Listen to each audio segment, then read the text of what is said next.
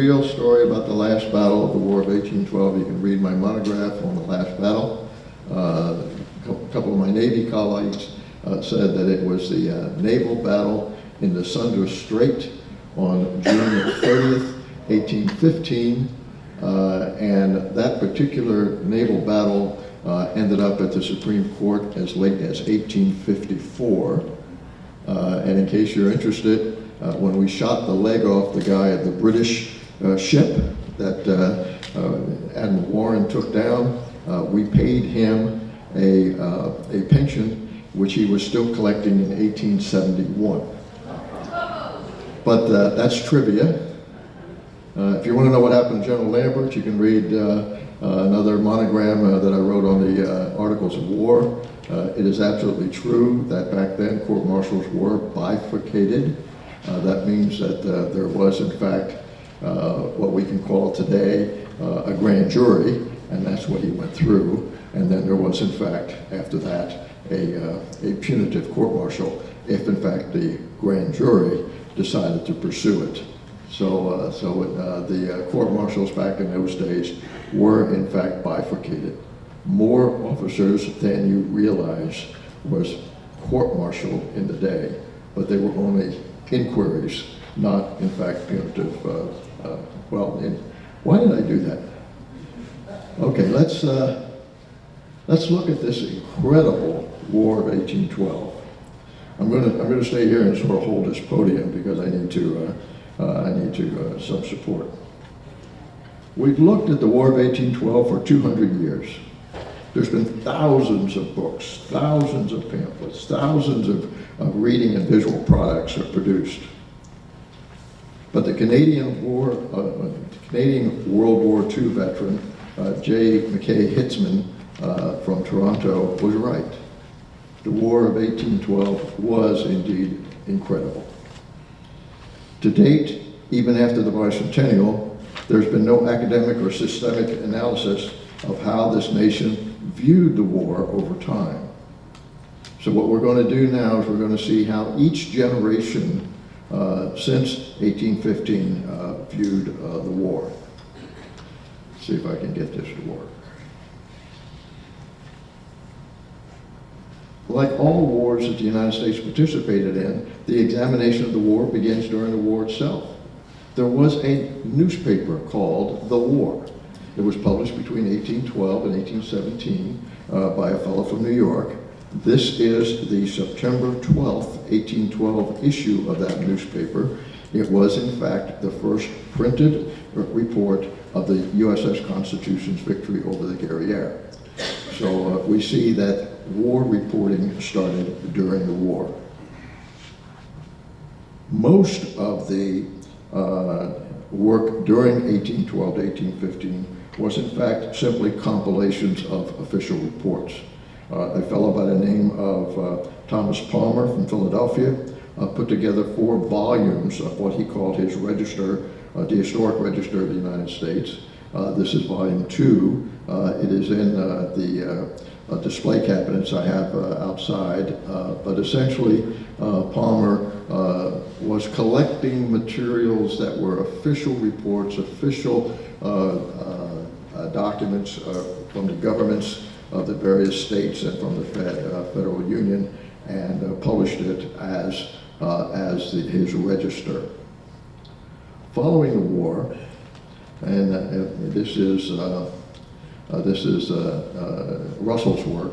This is the first history of the War of 1812 that was printed in 1815. How we looked at these things, these were not really memoirs, so to speak. Again, this was a collection of documents that Russell put together. He was a veteran of the war, and he was from Connecticut. Another veteran was Robert Breckinridge McGaffey. If anyone's from Kentucky, they will know that he served as Lieutenant Governor of Kentucky in 1820s. But he was with Jackson here in New Orleans. He was part of the Kentucky militia at our location. He also compiled government documents lists of vessels, things that he didn't exactly witness, but again, he put his history together, and Mackerridge is really oriented on the western country, that is the area west of the Appalachian Mountains. It took about 20 years for the history of the War of 1812 to make it to the general history books of the nation. The first one that was written, perhaps the earliest of them, was William Grimshaw's History of the United States from the first settlement as colonies to the fifth census, which was in 1830. This particular volume is the 1841 edition. It was commonly thought that Abraham Lincoln read this book, or not this book, but a book like this, and developed his views of politics and slavery from what he read in Grimshaw's history. So we see that what we're doing is we're writing history about the past, but we're affecting the future. And so we see Lincoln and his generation picking up in the 1830s what we think about the war back then. As the principles associated with the war began to pass away, we see literally hundreds of biographies of these people coming forward. Hugh Garland wrote The Life of John Randolph. Garland was a lawyer. He was a Jackson eulogist and a Jackson elector. He was an author. He was a congressman, and he served in the 1850s. Randolph, if you can remember, was a maverick. He was a Republican that did not support the war. He did not always support the Madison administration. He was from Virginia. This is a 2-volume set. And we see that there was some opposition to the war, and we were willing by the 1850s to say so. And so we see a number of biographies coming out here's a guy that fully supported the war, and boy, he was in it, and God, he loved it. And here's a guy that maybe didn't support the war. Maybe he was from New England. Maybe he was from one of those districts that didn't really lean forward into the administration. John Randolph was one of those guys. The Canadians got into the business of writing about the war. George Austerlich is an interesting character because we don't know anything about him. He assembled some writings originally published in Canada, put it in a book, and you see the title. But he apparently lived in Canada only 2 years of his lifetime. He published this book, and then he disappeared from public view in 1855. All the research I've been able to do could not figure out what happened to George Austerlich. But this book was the first book in Canada written about the war. It clearly said Canada won, and it clearly showed all the mistakes that the United States made. The value of this book is it gives you some meat in order to explore whether or not Austerlich was telling the truth. And it's very, very persuasive, and it influenced later writers because it was published before he published his book, so therefore it had to be right. I mean, if it appeared in the Toronto Times, it had to be correct, right? So this is the value of Austerlich, and we'll revisit Canada again. But by the 1850s, understand what's happening in Canada. They're beginning to establish more of a nationalistic view of themselves. They're beginning to think of themselves as going beyond colony status with England. They're beginning to grow their own food, develop their own manufacturers. They are developing as a nation, although they're not quite a nation yet. And so here's a nationalistic writer writing about a nation blooming. By the time of the Civil War comes along, the United States was developing, industrializing, railroads, all kinds of things were happening. Here is the first American history of the War of 1812 that was not written by one of the participants. We see that Benson Losing, famous writer, he wrote about the French Revolution, he wrote about the American Revolution. He wrote, in fact, 10 books that are now classics in the historical realm. His pictorial field book of the War of 1812 had in-depth interviews with surviving veterans. Now understand how, let's think about age. This is 50 years after the war, okay? Who are the surviving veterans? None of the generals, none of the colonels, none of the leaders. The surviving veterans were the guys that were in the trenches, the guys that handled the muskets, the guys that moved the artillery. Do they know where they moved the artillery at the Battle of Plattsburgh? Yes, they know where that artillery was. And if everybody in the United States forgot it, they didn't. So Losing went out and found those guys. He was an artist, so he made the drawings, he made the etchings. This was a 500-page book, and it was published in 1869. It's been republished 2 or 3 times. His view was these guys knew what the war was all about and listened to their stories. And so we see that the pictorial field book was the first detailed, large-scale history of the war. Losing, by the way, was a charter trustee at Vassar College, so if you understand that we see academic types coming in, and I'm going to say something terrible in about 5 minutes, so get ready.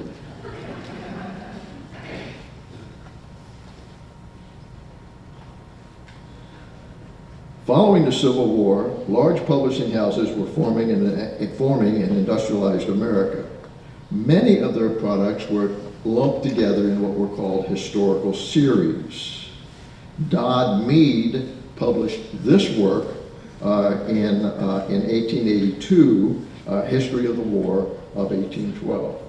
The importance of this work is that it began to give us more perspective. Now understand, by 1882, we had been at war with Mexico. We had been through a civil war. We had been through a national trauma, okay? And what is it all about? What do we take up arms for? And what Johnson said was that we finally, in the War of 1812, cut British Indian ties. We separated the British from those Indians. We stopped the violation of neutral rights on the sea. We assured our independence from Europe, and we succeeded. Did we succeed in the War of 1812? Well, in 1882 they thought we did. Okay, now we're 60 years beyond the war. Let's see what's going to happen as we move into another generation. If you know anything about the War of 1812, you know about Henry Adams. Henry Adams was the grandson of John Quincy Adams and the great-grandson of John Adams. John Adams and John Quincy Adams were somewhat like Federalists. Well, they were Federalists. And what was Jefferson? He was a Democratic Republican. Let me tell you how much love Henry Adams had for Thomas Jefferson. He wrote 9 volumes of love about Jefferson and Madison. And he set the pace for the next 100 years. This was the history of the War of 1812 as we knew it, as we went into World War I, as we went into World War II. It wasn't until in the late 1970s, 1980s that we got any real re-examination of the war. This 9-volume set was the history of the War of 1812. It has been amended, it has been consolidated, it has been condensed, it has been reprinted. That's the latest one. And in fact, one condensation, one condensed version of this particular work was completed in 1941 and was issued to the troops in the United States Army. That young man, DeWeerd, is his name, but the 1943 edition of this was actually distributed and required reading in all of the Army libraries during World War II. But Henry Adams was the guy that did it. Oh, there's an interesting character going to come up. I bet you didn't know that Theodore Roosevelt was a naval historian. He wrote The Naval War of 1812 as a college student. It was published after he graduated from college, and it is amazingly, wrong word. It is very accurate. He also went back and interviewed the surviving crew members. He did his research. In case you don't know Theodore Roosevelt, he wrote 20 books. Okay, and this was his first. And he wrote this. It is very, very scholarly. It has additionally been reprinted. This is a 1904 edition of his work. The Naval Institute picked it up and published it as a classic by the Naval Institute in Annapolis, Maryland. If I were beginning to study the Naval War of 1812, this was probably the first book I would have picked up to look at. Of course, I studied the War of 1812 about 15 years before I ever heard of this guy, so we probably make mistakes in looking at the wrong thing. A lighter weight naval edition is James Barnes' Naval Actions of the War of 1812. This is about 15 years later. Barnes is an interesting guy, Princeton graduate, served in the Spanish-American War, explored Central Africa, wrote 10 books. He was the editor of Harper's Weekly. So understand that the people that were beginning to write the history of the United States were the journalists. The journalists were writing these histories, probably because they knew how to write. They probably had a class in English someplace, and knew how to put subjects and predicates together. But in any event, this lighter weight Naval Actions of the War of 1812 is how we came into the 20th century. Naval occurrences were heroic. They were very, very brave, very forward-looking. They stepped out. They were not like the rest of us. They were naval guys. Anybody here ever in the Navy? Never.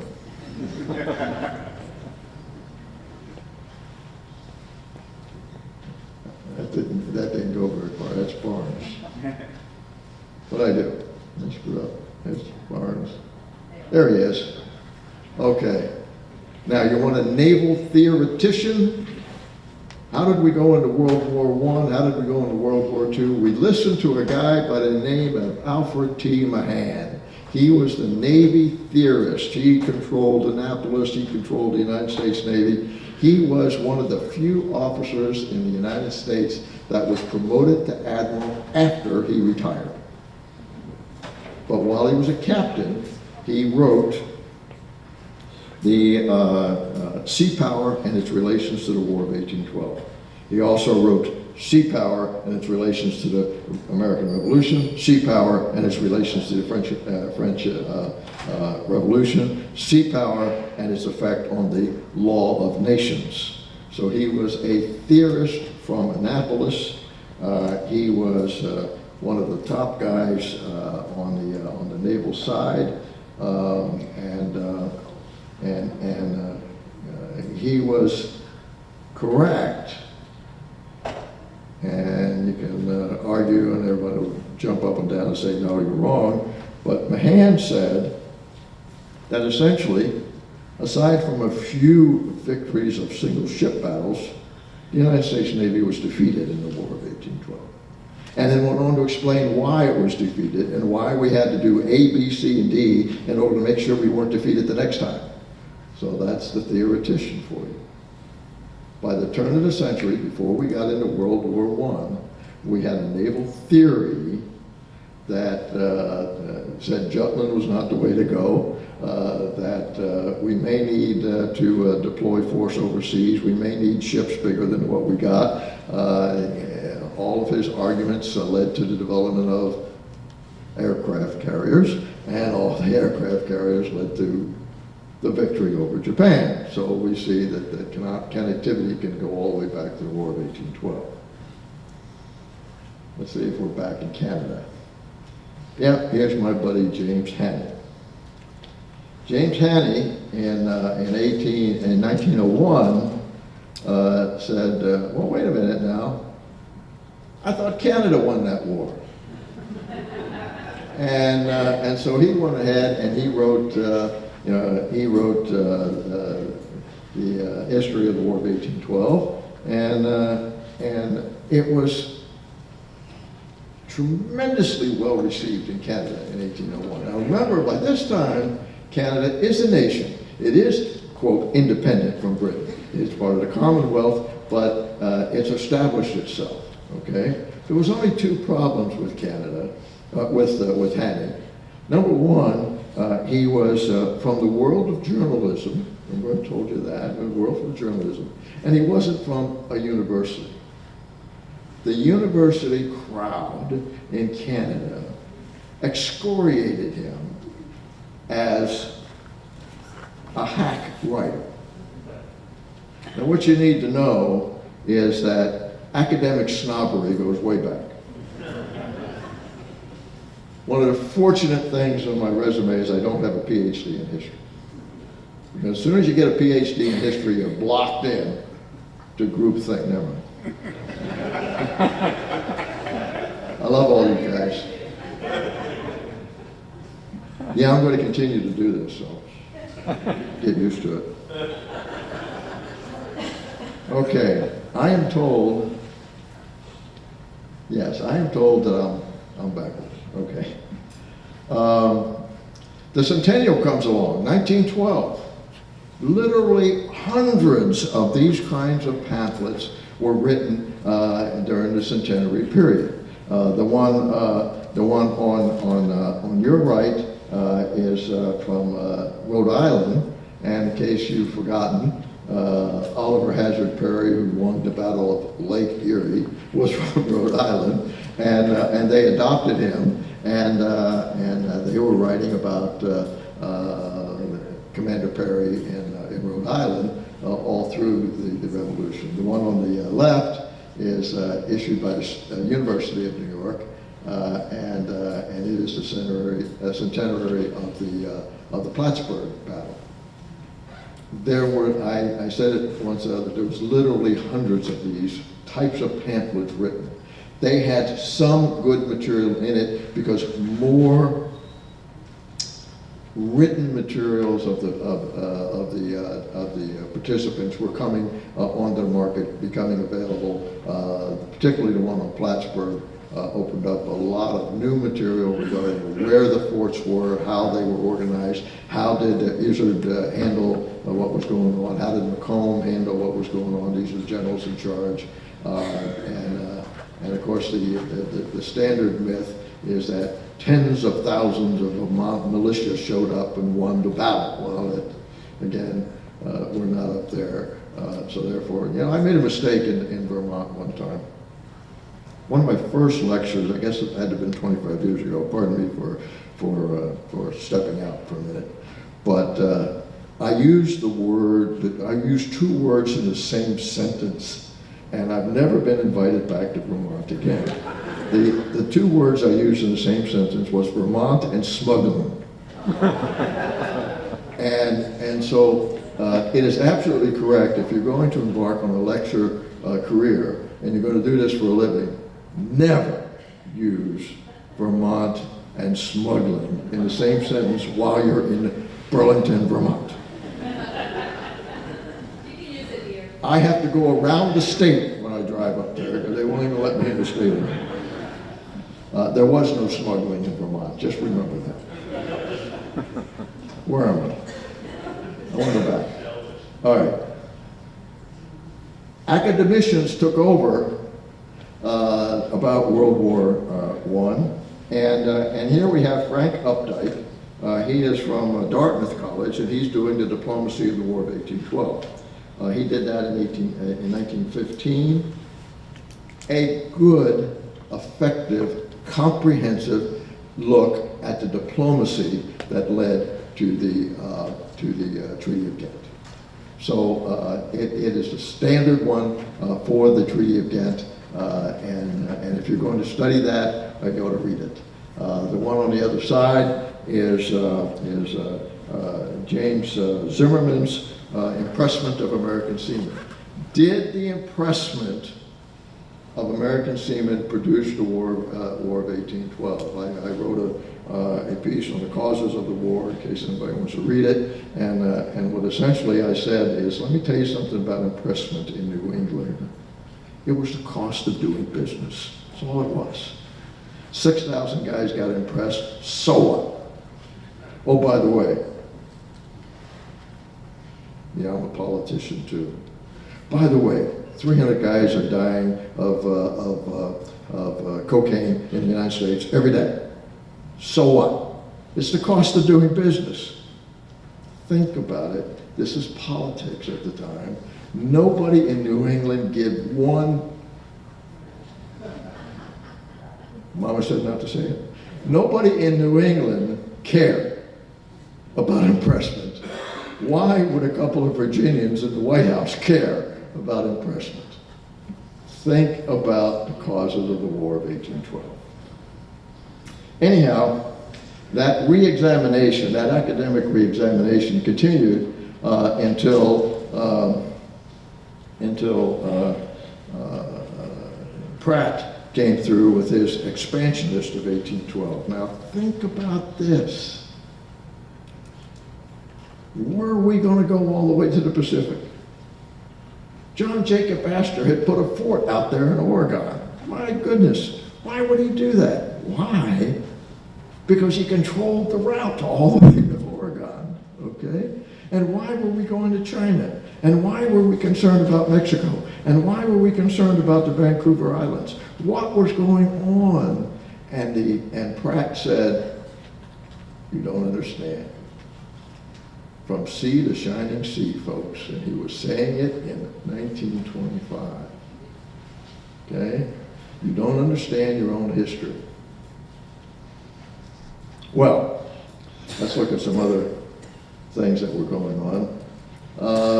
By the 30s, people were getting hungry. People were, we had a little thing called the Depression, and all that stuff was going on. But local history took a shot. These things were funded by either the General Society of the War of 1812 or the Daughters of 1812. Now you can understand that the members in the 1830s were the grandchildren and great-grandchildren of the people who fought in those wars, okay? But they were still, at that point, they were raising money, they were developing these things. Here's given historians jobs to write the history of the War of 1812. This one's from Lancaster County in Pennsylvania. The one over there is a book of poems that was underwritten by the Daughters of 1812. 104 poems on the War of 1812. They rhyme, but I think they're worse than Horton. Don't take my word for it. Buy the book and see for yourself.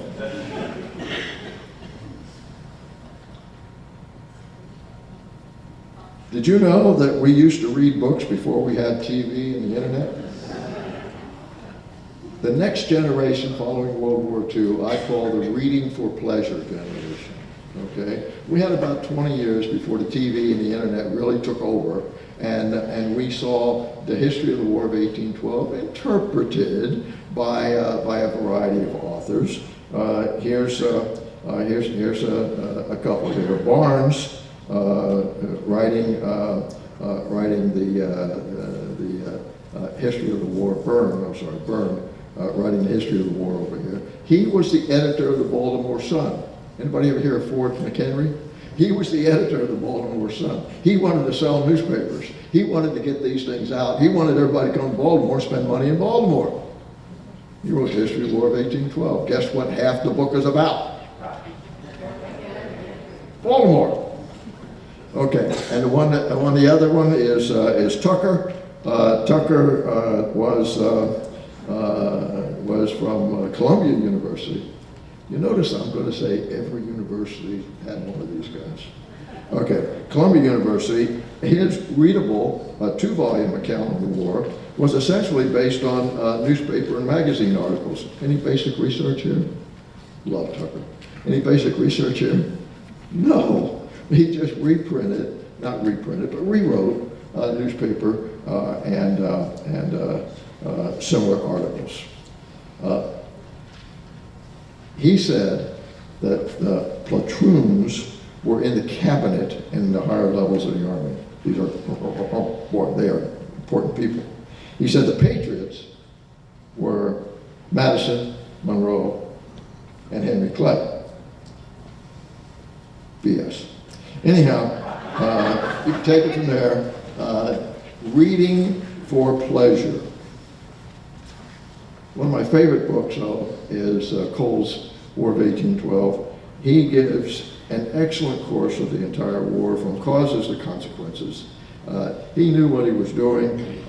He was from the University of Chicago, and he was followed in lockstep by Don Larson, who wrote his book in 1966. That was on a similar theme. Again, accuracy took over in Cole's and Larson's books. Another really notable guy in writing the War of 1812 was Reginald Horseman. He was a Britisher, but he worked at the University of Wisconsin.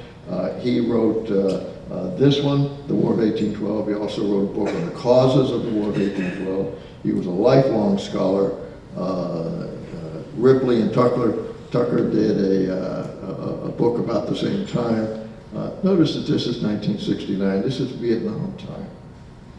This is Vietnam time.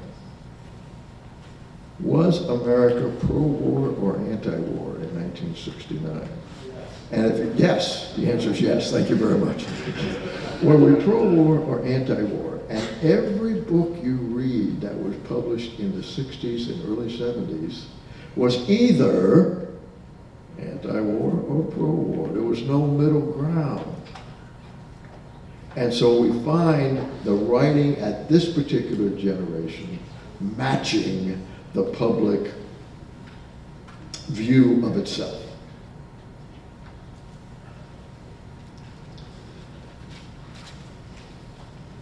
The historian took over.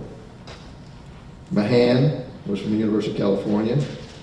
He published War of 1812 in 1972. Very accurate, very complete, very good. Most of the libraries in the United States has a copy of it. Don Hickey, still alive, still working in Kansas, still calling me 4-letter words. Saw him last March, doing well. He emailed me, asked for one of my volumes. He sent it back to me and said, okay. I don't know what that means, but Hickey's book is enduring. It is the last major examination of the war. It was written in 89. We play games too. Don't you have a collection of War of 1812 games at home? I do. Here's one of the earliest ones. Okay? Kids hate it. You watch VCR tapes? Okay, we saw the rise of the VCR, the rise of the e-book. Here's U.S. History, the History Channel. You all saw these movies. You all saw these, right? 1 hour episodes when they came out. Did you think they were accurate? I think the editor had more fun than you did. But anyhow, there's now hundreds of these out there. You can find them in the market. Your grandchildren need books too. Junior literature took off in the 90s. And so we see again, I've counted about 75 of these junior books targeted for the junior market, juvenile market.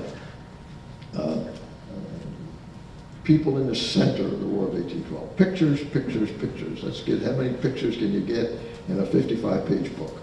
And so, so we see those out there. A couple outside that you might want to consider too.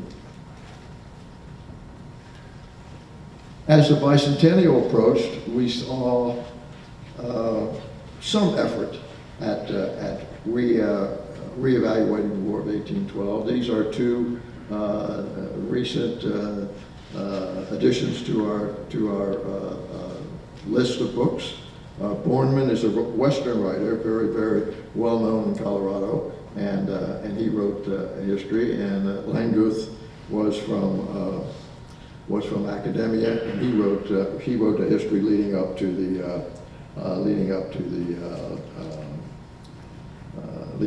bicentennial.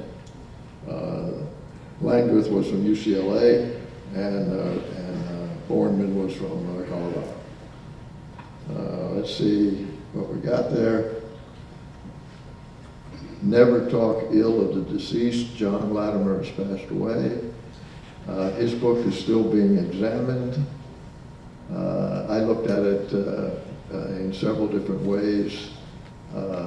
He may have had some influence by other writers. He may have been influenced by other writers to any of his relatives here. I don't want to say anything. In any event, when I first read this book, I used the term false facts in a review that I did of this one. And of course that morphed into false news, so get used to it. But he may have been overly influenced by people who didn't know what they were doing. The operative word in that was may. Okay, now we're past the bicentennial here, and here's a bunch of additions. I think sometimes I am told that publishers look at their publishing business with a very, very good financial eye. They have to have at least 3,000 to 3,500 subscriptions before they'll ever start the printing presses. So I think if you look at these things, if they can sell 3,500 of them, they're published. I'm not sure that these two add anything to the literature other than they add something to the literature. And but I suspect that between now and the tricentennial, we will begin to see more and more of these kinds of materials from us. That's a copy of the original report written by Congress on the destruction of Washington. And I asked you, what kind of history would you sit down and write if you had to write a history of the War of 1812 today? What would be important? What would not be important? What would you want to do? And what would you say to a growing realization? You don't say that. This is, I'm going to have a Burlington moment here, because you're all going to say, what? The War of 1812 was a skirmish. What is really going to be in the history book that is published in the year 2112 is going to be a chapter called The War for the North American Continent. It's going to begin about 1585. when the European powers began to argue about what part of this new continent they owned. It's going to rush through the French and Indian War, the American Revolution, the War of 1812, the Mexican War, our Civil War, our defeat of the Indians, and it's going to end in 1890. And that's going to be the war for the North American continent. Because my guess is, and many of us will be here at the tricentennial, I know, but my guess is that we are going to have exactly 3 paragraphs on the War of 1812 and that history that's being written. So get with it. Pick up your computers, pick up your iPhones, pick up your pens and pencils, or write in blood. If you got anything to say about this war, let's get it out. And that's exactly what the advice was all the generations along. If you want to write history, be a singer. And write an article, write a song, The Battle of New Orleans. And what you're going to find is that someone will be standing in the building that replaces this one and say, this is the history of the War of 1812, and this is how we treated it over the generations. And I thank you very much.